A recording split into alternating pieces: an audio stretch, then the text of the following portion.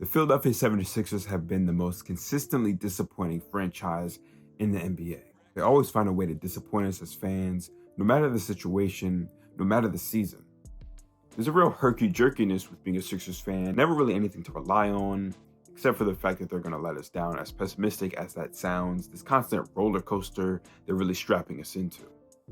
I'm talking about drafting a guy in Ben Simmons who, coming out of LSU, was this insane level prospect, a guy that was supposed to lead us into a brighter future, away from the process and away from that culture of losing. Crazy part is, he really did this and he met our expectations, if not exceeded them, becoming this perennial all-star, this future MVP, future superstar level player, only to become a shell of himself, and a role player moving away from the team, just crumbling mentally.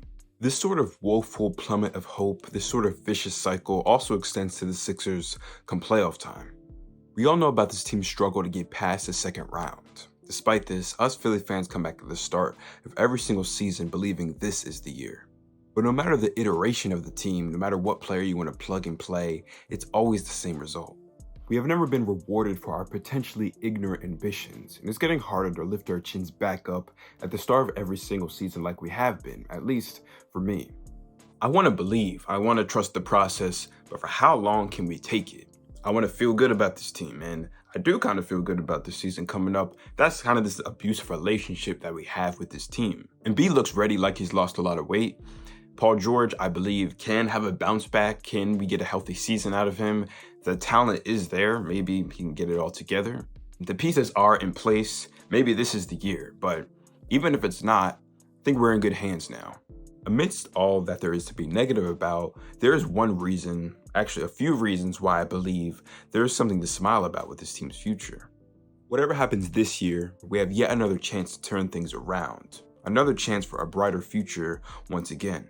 Tyrese Maxey has always been a bundle of joy for this team, and a reminder for our Sixers fans to really enjoy what we're watching. Right now, I'm making a whole video about how this team's been a disappointment and so easy for us to get into this rut of complaining. And I think Maxey, since he came in, especially when he was younger, was this, smiling figure. A lot of what McCain is now, and has always been a great emotional presence. And while that sort of emotional leadership is very invaluable for a team, it can keep a locker room up, which can help your team win.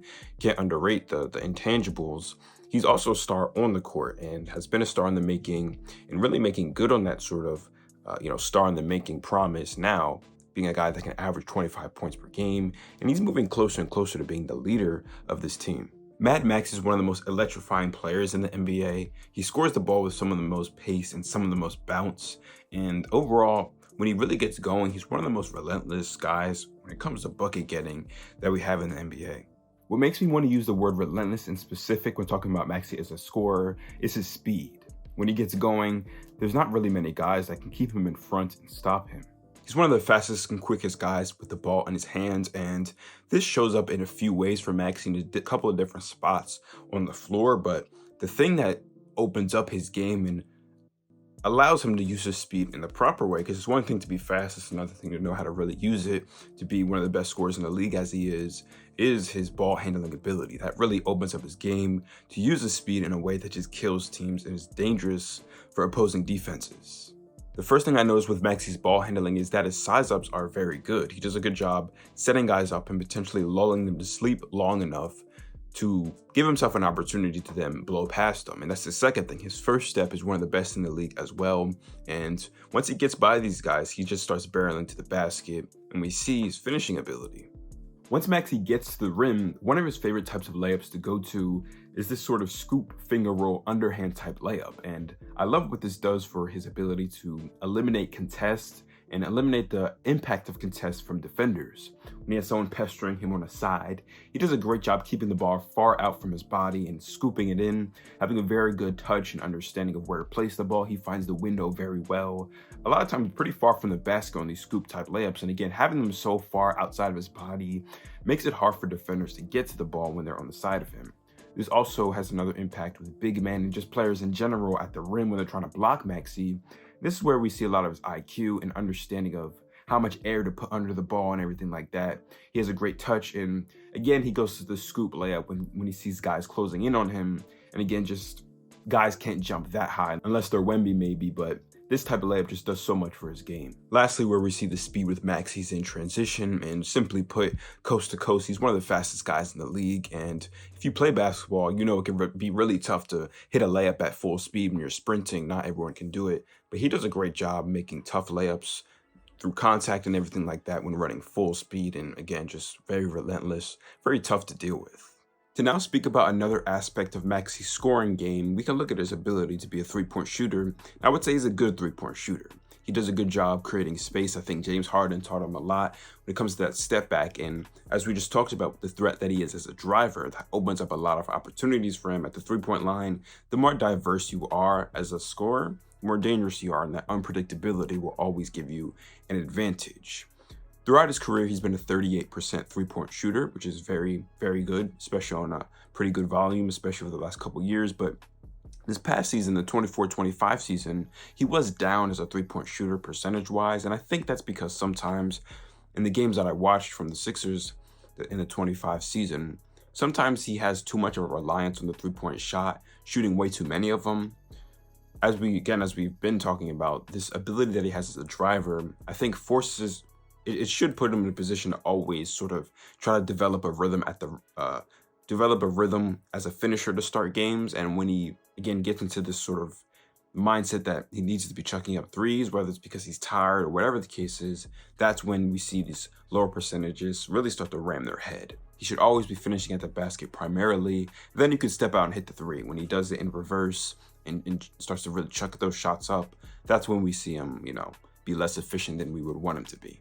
Staying on the topic of jump shooting for Maxey, he's also a willing and good mid-range shooter, which, again, I love guys that are willing to go into that mid-range area. You're sort of handicapping yourself when you completely denounce it from your game. And again, unpredictability is king when it comes to scoring and versatility.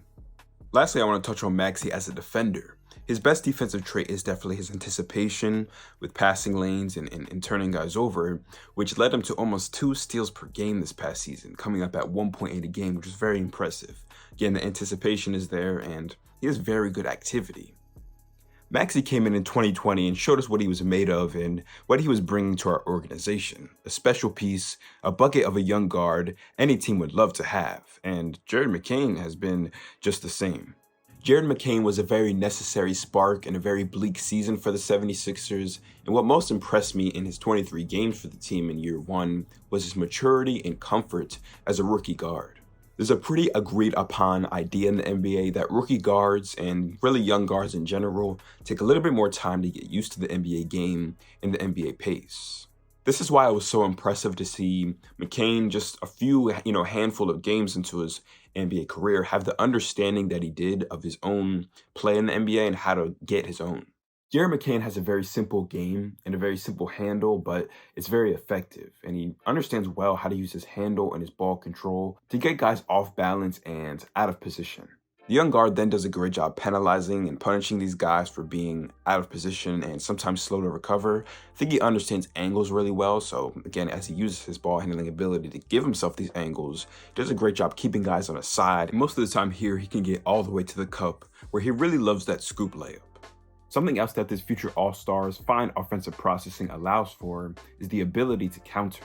When defenders do recover well and do find a way to stay attached, he does a great job switching his attack with a lot of speed and precision. As a mid-range scorer, McCain also shows a lot of comfort. He exhibits a nice rhythm with his dribbles in the zone, knowing how to shed guys, create his own space, get to his spots, and knock down these shots. To continue to touch on our guys, sort of ahead of schedule court comprehension, I wanted to talk about his movement.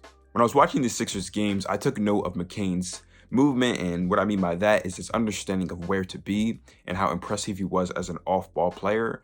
The reason that this is huge is because he's playing with guys like Tyrese Maxey, Paul George, and Joel Embiid, 3 guys that are going to be scoring option priorities over him. So having a good understanding of where to be off the ball and how to be effective as possible without it, that's huge, and that's invaluable for a team. This can look like a high knowledge and just natural feel for where to be as a three-point shooter in relation to the action, and with McCain's catch and shoot ability floating around 43% in the games that he played on a catch and shoot for a catch and shoot basis, which is very good, and his lethalness from that range was very huge in a lot of those games, and he has no fear in the clutch, which again is so big. His ability to relocate and be exactly where he needs to be, see an opening and attack it without real hesitation, and most of the time knock down the shot. That's a huge part of his movement and again, understanding of where to be.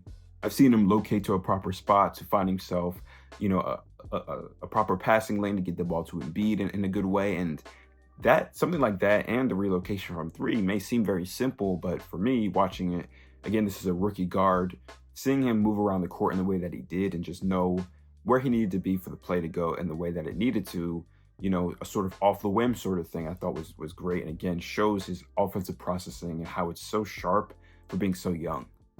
McCain came in and was another great step for the Sixers' future and sets us up to be, again, excited about this team. And we've been kind of lucky as of late because it's happened in back-to-back years, this time with VJ Edgecombe. There were some questions coming to this past draft about who Philly should select. Should they pick Ace Bailey from Rutgers? Should they draft down and pick someone else maybe? But Edgecombe was the pick for many 76ers fans. The standout trait for Edgecombe as a player is his athleticism, and we really saw this in full effect in the preseason game versus the Timberwolves where he dropped 26, and this was really my introduction to him as a player because I don't watch college basketball. We saw him as an off-ball threat in the half court with cuts to the basket where he did a really good job catching guys lacking that weren't paying attention to him and punishing them for that, and just having a really good IQ and aggression and an aggression without hesitation to attack these openings when they were provided to him. In transition, he's also such a threat because of his speed and power as a jumper, and I'm sure so many people are going to be very okay with not jumping with Edgecombe this year. I'm sure he's going to have a lot of posters, and that's great to see for the same reason it is with McCain. There's other scoring priorities, but to an even higher degree because he's even newer than McCain, has proven less, of course. So being able to provide a lot off the ball in transition and half court, having a good IQ of when to cut to the basket is going to get him a lot of minutes. Of course, we're going to have to see more improvement as an on-ball creator so he can really reach the star level, which is the expectation for a third pick. But right now, this will do. As a three-point shooter, he's about average to maybe slightly below average right now, but I believe in his ability to improve. He seems like a workhorse. He seems like he's ready to really go hard. So I'm not too worried about it. That's something that has to come with time, and you kind of just have to see where he's at with it. Defensively, I really liked what I saw versus the Wolves, where he posted 5 steals. In the passing lanes, he disrupted and seemed really active, eager to turn guys over. On the ball, he was also really good, showcased and displayed really good hands, poking balls out of guys' hands, and just overall being a disruptor. And a lot of times you look at these really good athletes with good lateral quickness and everything like that, and you look at them to be really strong on-ball defenders. And he's already showcasing this sort of potential all defensive teams in his future. Being a Sixers fan is the hardest job on this planet. That's a bit of an exaggeration, but we have been through a lot with this team, but we always continuously come back, as I explained earlier, with the newfound hope at the beginning of every season. We've dealt with a horrible injury bug for many different players on our team, especially the young guys. As soon as they come in, seems to be such a frequent issue for us. Disappointing playoff losses that never seem to go away. We've dealt with some horrible coaches, but again, we always come back. That's happening again. I see a lot of Sixers fans liking how Embiid's looking, and it's hard to deny that it looks good. Although it could feel a bit hopeless at times when you continue to look at all that we deal with in terms of disappointment. Again, this time is a lot safer. With Tyrese Maxey, Jared McCain, and VJ Edgecombe, there's a clear-cut path towards the future if the present proves again to be not what we want it to. One of these guys has already proved who he is in this league and just how good he is. Another just gotten a small opportunity to show us just a taste of what he's about, but he's already ahead of schedule. And the new recruit, it looks like he's ready to come in and prove why he's ready to help us. So yes, I'm excited about this season. I'll be tuning in, hoping the big fella can stay healthy and we finally have a breakthrough. But I'm also very excited about the future, and it's hard to deny that it looks very promising, and we may have to step into it sooner rather than later. But let me know what you guys think as parts of the Sixers fandom, or if you're on the outside looking in, what do you see from this team? Should they look to just step into the future now or continue to run it back? What do you think? Thank you guys for watching. This has been Rashad with Hoops Times 2. I'll be doing many more basketball breakdowns like this season. So if you enjoyed this video, hit the subscribe button. If you want to see more content like this, hit the like button. If you enjoyed this video, see you all next time. Peace out.